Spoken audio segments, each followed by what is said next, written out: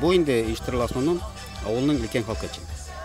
Яшьләр менә кимдә безнең спонсорлар катнаштылар. Спонсорлар нигезендә төзелде инде бу бәйрәм. Беренчесенә әйтеп үтсәк, Абдулганиев Нагим Казанда эшли ул, Казанда тора. Шагутдинов Фәнис Леногорский районында эшли.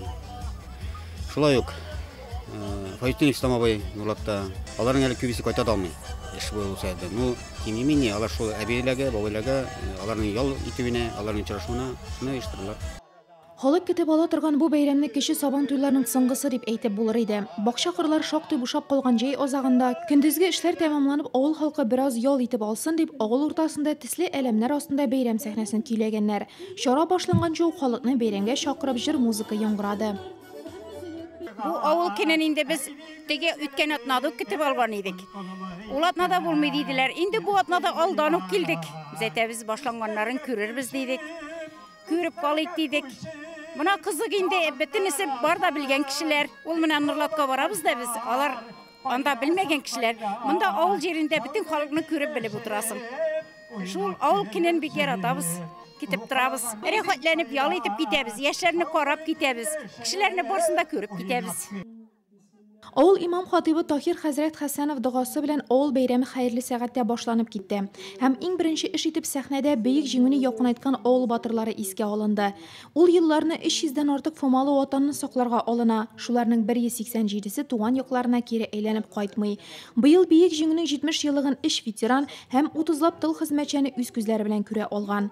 Авыл үзенең Әфган җирендә ватан алдындагы бурычын үтәгән 5 ир егете белән дә горурлана. Моннан тыш Фома озын гомерлеләр авылы булып чыкты. Чарада 102-90 яшьтән артып киткән авылдашлар исемнәре аталды. Әйтергә кирәк, авыл көне Фома мәктәбен 35 ел элек тәмамлаган сыйныфташларның очрашуы белән туры килеп, кайберәүләр өчен икеләтә бәйрәмгә әверелде. Бүген безнең өчен бик истәлекле көн. Без 80нче елда шушы мәктәпне бетердек, Фома авылы урта мәктәбен. Бүген очрашуга кайттык. Безнең шушы мәктәпне бетергәнебезгә 35 ел. Әмма да ләкин шушы 35 ел үтүгә карамастан, бөтен безнең күп классташларыбыз бөтенесе кайтты шушы очрашуга. Очрашып, бөтене белән күрешеп, күңел ачып, әнә шунда табигатькә чыктык. Монда авыл бәйрәме була дигәч инде специально монда килдек. Бөтен авылдашлар белән күрешергә, үзебезне дә күрсәтергә, авылдашлар белән дә күрешергә монда килдек. Күңел ачырга. Авыл көнендә сәхнә түре бүләк алучылардан бушамады. Кытлау һәм рәхмәт сүзләре бер туктаусыз яңгырап торды.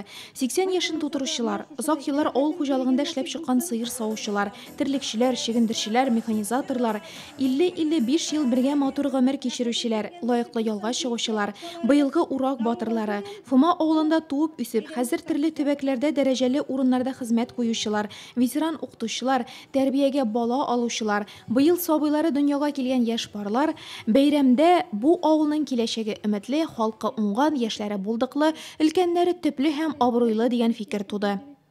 Мин мәктәптә 38 ел эшләдем. Хәзер менә пенсиядә. Инде авыл халкы белән бергә без күптән көтеп алабыз бу бәйрәмне. Һәр елны булса шатланып торабыз. Чөнки монда берсе дә халык килә, шатланып, куанышып, менә үзегез күрәсез, әбиләр, апалар берсе дә инде 4тән килеп утыручылар да бар. Аллага шөкер, менә авылда уңаяклар күп. Хәзер юлларыбыз 4 якка чыгып китеп була. Борчылырга урын юк.